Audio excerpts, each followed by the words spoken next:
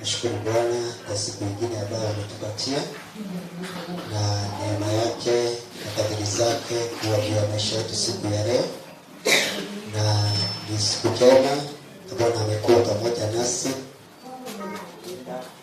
na mkono wake amekuwa ngao letu na msaada wetu wa karibu. Kwa siku ya leo tuko na sababu ya kumshukuru Bwana, tuko na sababu ya kumwambia Bwana anastahili kwa mahali ametutoa na mahali ametufikisha, na kukaribisha siku ya leo mahali hapa kisikie kwa mahali panapofaa, kwa sababu hii ni nyumba ya Baba, na nyumba ya Baba ndio tunakuja. Nyumba ya Baba ndio tunakuja, tunapata pumziko, tunapata amani, na pia tunaweza kuongea na Mungu katika nyumba yake. Kwa hivyo nimshukuru Bwana siku ya leo, ninajua ya kwamba Bwana atatubariki. Kwa hivyo karibu sana, karibisha jirani, kumwambia karibu na amebarikiwa kuwa katika nyumba ya Bwana. Na kwa hivyo nataka kuingia Bwana siku ya leo, na tutaangalia neno la Bwana kutoka kitabu cha ama Kutoka, the book of Exodus chapter 15. Tutaangalia kutoka hapo. Ninataka tuangalie safari ya wana wa Israeli, ama safari ile wana wa Israeli walichukua na Bwana akawakomboa kutoka nchi ya utumwa ambao walikuwa wamekaa kwa zaidi ya miaka 400, wakateseka pale, wakafanyishwa kazi ambayo ilikuwa ni ngumu sana. Na wakati Musa alikuja na wakajua ya kwamba wakati wao wa kukombolewa sasa umefika, ninaona ya kwamba mioyo yao ilifurahi sana, hata wakasikia wamefurahi sana, kwa sababu sasa Bwana amewakumbuka ile miaka wamekuwa wameteseka, ile safari ambao walikuwa wameenda. Wakaona sasa freedom yao imekuja, na Biblia ikasema Bwana akatenda miujiza mikubwa sana. Hata wakati Farao alikataa kuwaachilia, Bwana alitenda miujiza kupitia mkono wa Musa. Na wana wa Israeli wakati walitoa ile Passover, ama wakati walichinja ile kondoo siku, na kila mtu akapata damu kwa mlango yake, Biblia inatuambia ya kwamba ile usiku malaika wa Bwana akaja na kila firstborn ambaye alikuwa ni wa Misri akauawa ile usiku. Na ni vizuri kujua ya kwamba yeyote hakuwa amepata damu katika wana wa Adamu katika mlango wake, ile malaika, hata kama alikuwa Mwisraeli, hata kama alikuwa Myahudi, Biblia ama kifo kilikuwa kinampata.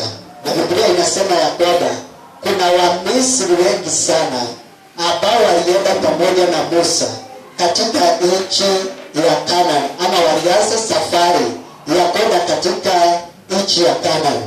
Na Biblia inasema ya kwamba wakaenda na wakafika katika ng'ambo, ama wakafika katika ziwa la Red Sea, ama ziwa Nyekundu. Na wakati walifika katika Red Sea, wakaona hakuna njia, hakuna mahali wanaweza pita, hakuna njia wanaweza pitia. Ni kwa sababu ile ziwa lilikuwa kubwa sana, hawakuwa na ship ama na vitu za kuwarukisha waende katika ile ng'ambo ingine. Na kwa hivyo wakati walifika pale, wengine wakasikia ni kama wamefika mwisho, lakini Bwana kwa mkono wake akawatendea muujiza, akafanya muujiza mkubwa sana. Ile ziwa likajitenga na wakapata njia. Na Biblia inasema ya kwamba walipitia kama wamepitia katika nchi kavu. Kwa hivyo hawakuguzwa na maji pande ya right ama pande ya left, hawakuguzwa na maji ama hawakupita wakifika hiyo ng'ambo ingine wakawa na matope, kwa sababu Bwana aliwatendea huo muujiza. Na Biblia inasema ya kwamba wakati walifika ile ng'ambo ingine katika hiyo Exodus ama hiyo ya Kutoka 15, wakati walifika ile ng'ambo ingine, Miriam ambaye ni brother ama ni sister ya Musa akachukua darama na wakaimba wimbo, wakamsifu Bwana, wakamwabudu Bwana, wakamshukuru Bwana kwa sababu ya ile ushindi Bwana aliwapatia na ile muujiza wameona Bwana amewatendea. Wale wa Misri ambao walikuwa wamewafuata ili wakuja waamalize na wengine wawarudishe katika nchi ya utumwa, Biblia inatuambia ya kwamba Bwana atawamaliza katika ile ziwa, wote wakaisha na wote wakakufa. Na wakati walifuka wakaona isipokuwa ni mkono wa Bwana, isipokuwa ni Bwana ametuwezesha kufuka katika hii ng'ambo. Kama ni uweza wetu, kama ni nguvu zetu, kama ni hekima yetu, kama ni mambo tungekuwa tumejifanyia, hatungeweza kufuka na maadui zetu wangetumaliza. Na ni vizuri kujua katika maisha haya mambo huwa yanatendeka. Bwana anaweza kukutoa katika mambo mazito sana, akutendee miujiza mikubwa, akufanyie mambo ambayo yanaweza furahisha moyo wako, yanaweza kukuonyesha hii si kwa nguvu zangu, hii si kwa uwezo wangu, hii si kwa vile nimeomba sana ama nimefunga sana, nimejitolea sana ama nimefanya mambo sana, lakini unajua ya kwamba hii ni mkono wa Bwana. Kwa sababu hata wakati Bwana alitenda katika maisha yako, wakati Bwana alipasua ile bahari, hawakuwa wanatarajia ya kwamba inaweza pasuliwa. Hawakuwa wanaangalia ule muujiza Bwana amewatendea, kwanza kuwatoa katika nchi ya utumwa. Na kwa hivyo wakati walifika katika hilo ng'ambo ingine, wakaimba nyimbo mbili, na Biblia inasema wimbo wa kwanza waliimba wimbo wa Musa, na waliimba wimbo wa Musa. Na kuna mahali Biblia inasema katika kitabu cha Revelation ya kwamba wakati wa mwisho ama wakati Yesu atanyakua kanisa, tutaimba wimbo wa Musa. Sijui kama ni hii wimbo tutaimba, lakini naabudu ya kwamba ni wimbo ambao tutaimba wimbo wa Musa. Na kwa hivyo wakaimba wimbo wa Musa na pia wakaimba wimbo wa Miriam. So waliimba wimbo mara mbili, wakaimba wimbo wa Musa na wakaimba wimbo wa Miriam. Na Biblia inasema ya kwamba wakati walifuka na wakaanza safari sasa, kwa sababu walifuka katika ile ng'ambo ingine, wakaingia katika jangwa. Wakati walifuka hawakuingia direct Canaan, hawakuingia kwa nchi ambayo ilikuwa ya maziwa na asali na nyama, lakini Biblia inatuambia ya kwamba wakaingia katika jangwa. Na katika hiyo Exodus 15 from verse 22, Exodus 15 from verse 22 ama Kutoka 15:15 kutoka 22, Biblia inasema hivi: So Moses brought Israel from the Red Sea. Then they went out into the wilderness of Shur, and they went 3 days in the wilderness and found no water. Now when they came to Mara, they could not drink the water of Mara, for they were bitter. Therefore the name of it was called Mara. And the people murmured against Moses, saying, What shall we drink? So he cried out to the Lord, and the Lord showed him a tree. And when he cast it into the water were made sweet. There he made a statue and an ordinance for them, and there he tested them, and said, If you diligently heed the voice of the Lord your God, and do what is right in his sight, give ears commandment, give ear to his commandment, and keep all his statutes. I will put none of the diseases on you, which I have brought on the Egyptian, for I am the Lord who healeth you. Then they went to Aaron, where there were 12 wells of water and 70 palm trees. So they camped there by the water. Biblia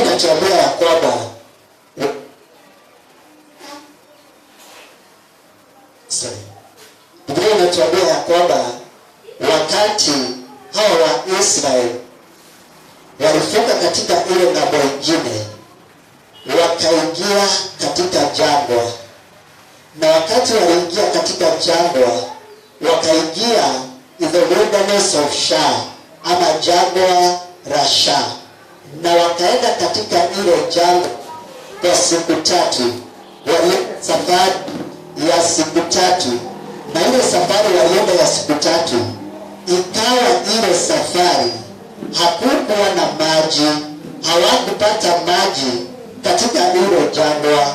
Na wakati hawakupata maji, wakasikia wako na kiu sana. Na wakati mtu wako na kiu, anatarajia mahali popote atapata kitu ya kutoa hiyo kiu, anaweza kukunywa. Na Biblia imetuambia ya kwamba siku hizo 3 hawakupata mahali wanaweza kukunywa maji. Hawakupata maji kwa siku 3. Na siku 3 kwenye jangwa si rahisi, si safari rahisi. Wakati kuna jua, ukikaa kama siku 3 ama ukae siku 1, unajuaga ya kwamba ama unasikia ya kwamba uko na kiu kubwa sana na unahitaji maji sana. Na saa hiyo ni jua ya siku 1, na si kwa jangwa huko, ni mahali kama hapa ambapo kuna miti, kuna nini. Lakini kwa jangwa ni mahali ambapo hakuna miti, hakuna kitu wanaweza enda wajifunike, wakae mahali kwa kivuli, na ili jua isiwachome. Kwa hiyo walikuwa wanachomwa na jua. Pia kulikuwa na vumbi mingi sana, so wako na kiu ya vumbi, wako na kiu ya dehydration, kwa sababu maji imeisha katika miili yao. Na Biblia inasema katika kitabu cha Deuteronomy ya kwamba Bwana akawaambia, nimewapitishia kwenye jangwa ambayo hata watu hawangekaa katika ile jangwa ambayo ilikuwa na nyoka ambao walikuwa ni poisonous, jangwa ambayo hakuna mtu angekaa mahali pale.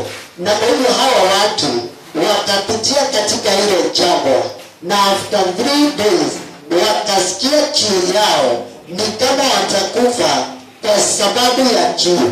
Na nataka kusema ya kwamba kuna wakati Bwana anaweza kutendea miujiza.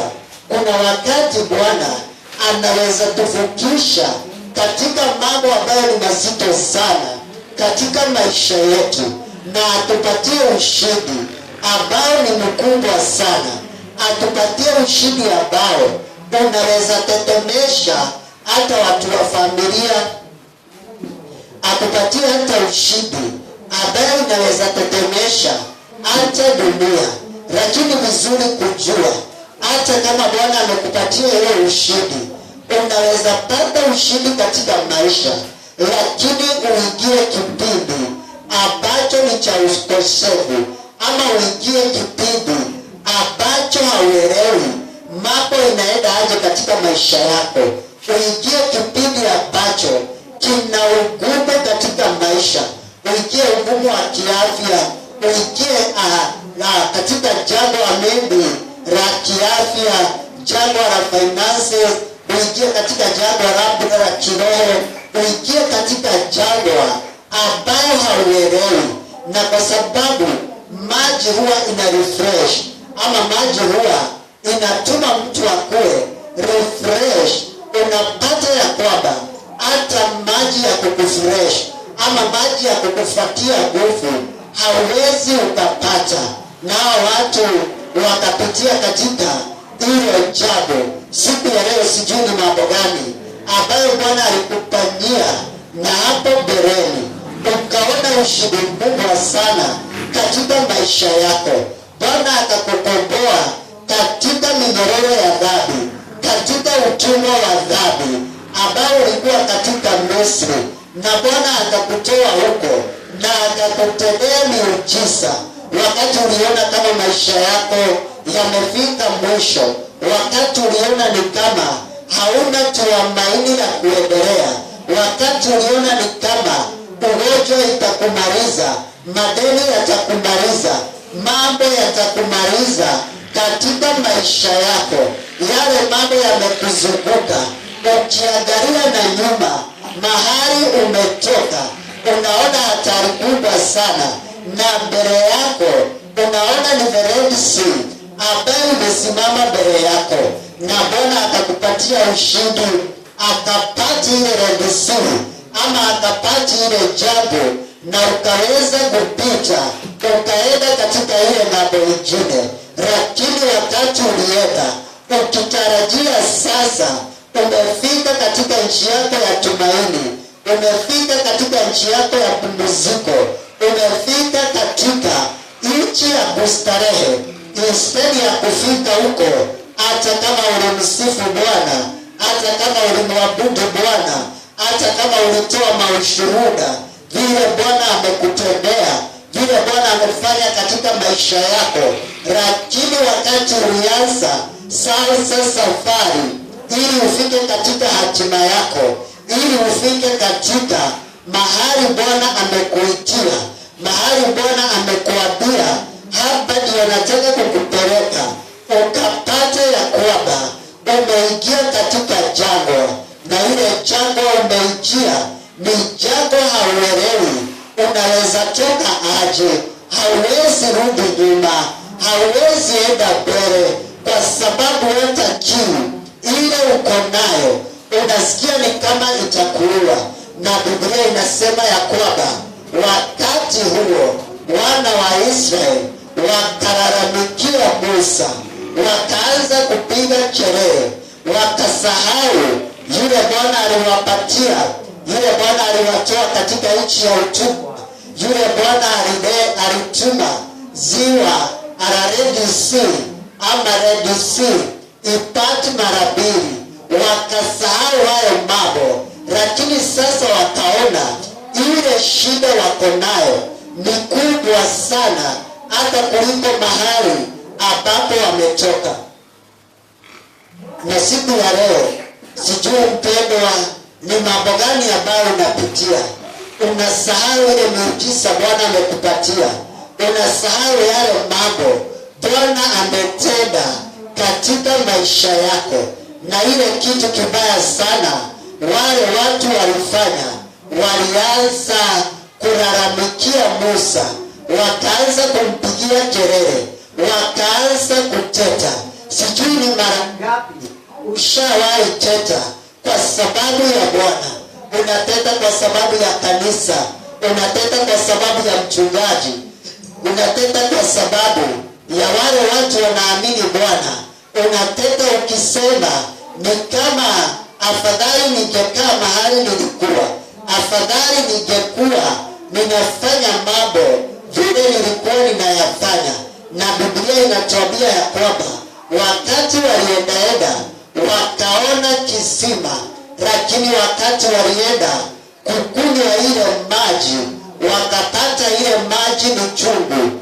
Wakati walitesti ile maji wakapata ile maji ni chungu, wakaita Mara. Tunakumbuka mtu alikuwa, ama tukienda mbele unaweza pata hata mtu alikuwa anaitwa Naomi. Wakati Naomi alirudi katika Bethlehem Juda, na akaona watu na watu wakamuita Naomi, akawaambia msiniite Naomi, lakini mkaniite Mara, kwa sababu Bwana ameniumiza ama Bwana amenituma nikapitie uchungu. Na hao watu wakapitia katika ile ziwa, ile kisima, wakakunywa maji. Watu wako na kiu, watu wamepitia katika jangwa kwa siku 3 watu bila kupata maji, na sasa wameona ni kama wamepata tumaini katika maisha yao. Wameona kuna kitu wamepata inaweza tuliza ile kiu ambayo wako nayo katika maisha. Lakini wakati wa taste wakasikia ile maji ni kali sana, na Biblia inasema wakalalamikia Musa sana, wakapiga kelele sana. Sijui siku ya leo ni mambo magani ulifikiria yanaweza kukupatia jibu, yanaweza kuwa na solution katika maisha yako. Ukaambiwa labda na watu, ukienda mahali fulani kuna mtu huwa anaombea watu, kuna mtu huwa anapea mtu kitu, kuna mahali unaweza enda upewe maji ama upewe kitu ambacho kinaweza kukusaidia. Lakini wakati ulikuja ukaona ukinaweza ama ukajaribu ile kitu, instead ya kuondoe uchungu katika maisha yako, kikaongeza uchungu na ile kiu uko nayo. Na wapendwa, wacha nikwambie siku ya leo ya kwamba dunia imejawa na uchungu. Dunia iko na maji ambayo ni machungu, ambayo kama hakuna Bwana Yesu katika ile maji, yale maji yataendelea kuwa machungu. Yale mambo watu wanaona ni kama yako na faida, kwa sababu wanakimbizwa na mambo ya dunia. Kwa sababu wamekimbizwa na mambo ya dunia, wanakimbia kila siku wakifikiria watapata tumaini katika maisha, lakini kule wanaenda kutafuta wanaona hakuna msaada. Lakini Biblia inatuambia ya kwamba Bwana Musa hakulalamika, hakupiga kelele, lakini alimulilia Jehova. Na wakati alimuita Jehova, Bwana akamwambia achukue kijiti, na wakati alichukua kijiti akamwambia aweke kwa ile maji, na wakati aliweka kwa ile maji ikapona. Na wapendwa, ile kitu inaweza ponya maisha yetu, ile kitu inaweza fanya maisha yetu yapone, ni msalaba wa Kristo. Wakati tutaangalia tu katika msalaba wa Kristo, wakati tutaangalia na tuchukue msalaba wa Kristo, tukuchukue ile kazi ambayo Yesu alifanya katika msalaba, tuchukue the finished work of the cross, na kazi ambayo Yesu amemaliza, na tuangalie tuweke msalaba katika maisha yetu, katika ndoa zetu, katika biashara zetu, katika kila kitu ambacho ni chetu. Tukiweka msalaba, tumweke Yesu katika yale mambo yetu yatapona. Mambo ambayo ni magonjwa, mambo ambayo ni machungu, mambo ambayo yamebeba kifo, yatakuwa yamepona na yatapona, na tutakunywa yale maji ambayo ni Yesu Kristo. Biblia inasema ya kwamba Yesu akasema, ama Paulo akasema ya kwamba mwamba uliopigwa katika jangwa, mwamba yule Paulo alipiga katika jangwa, akasema alikuwa ni Yesu Kristo.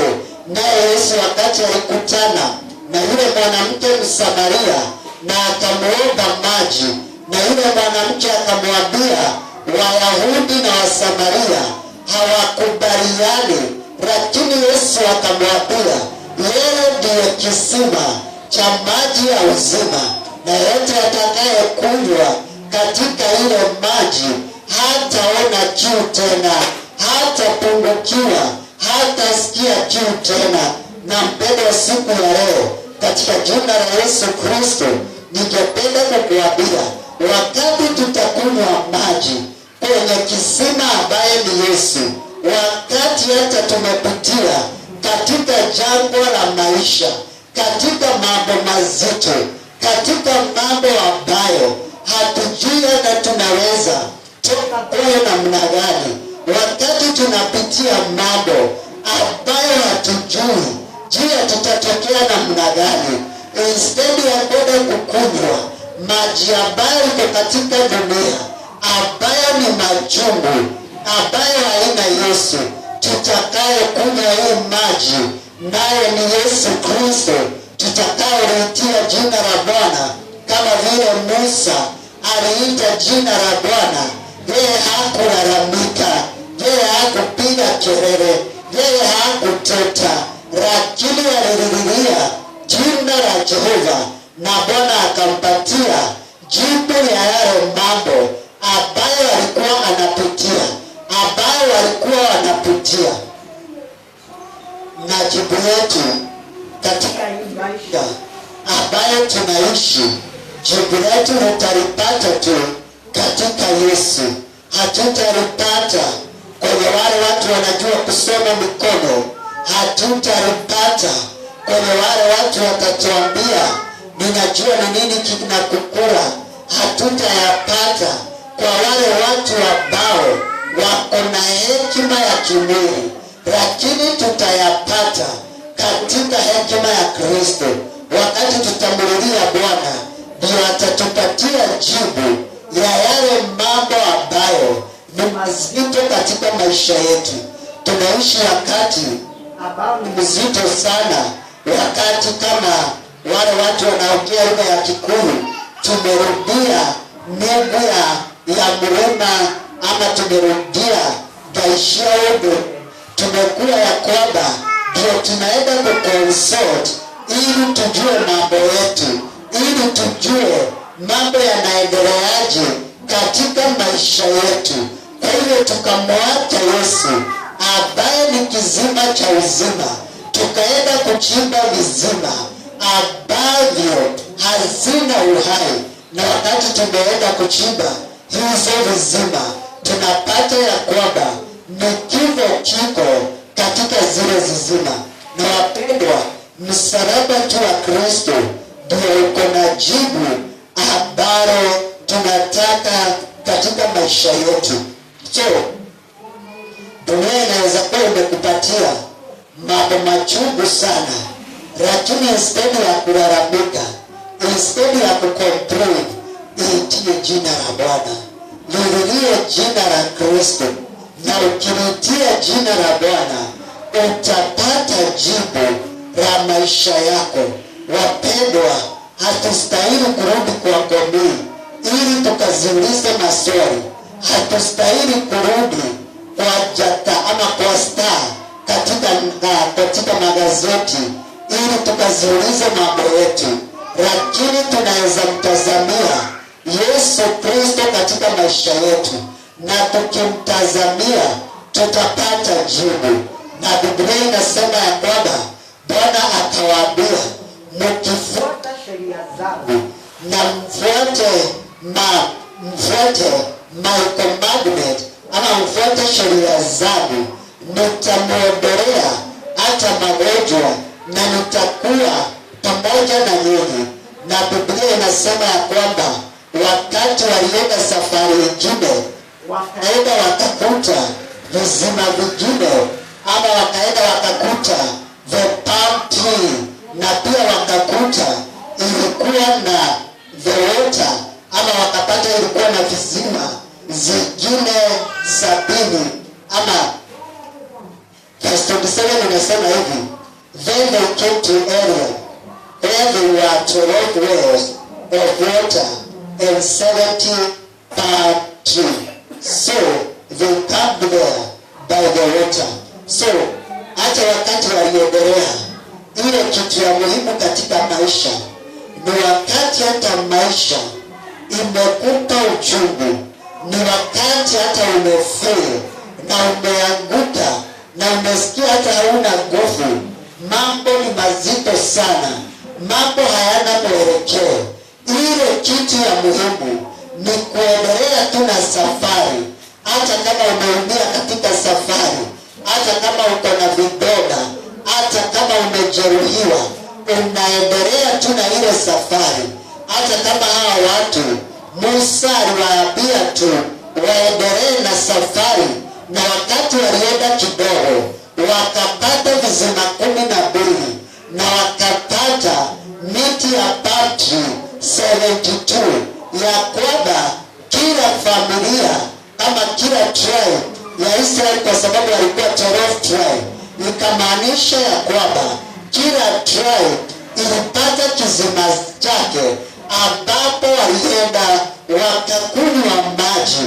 Kwa hivyo ni kusema ya kwamba wakati Bwana atakupatia pumziko, kuna baraka zako, kuna ile baraka ambao Bwana amekuwekea, na kila mtu ako na baraka yake ambaye Bwana amemwekea.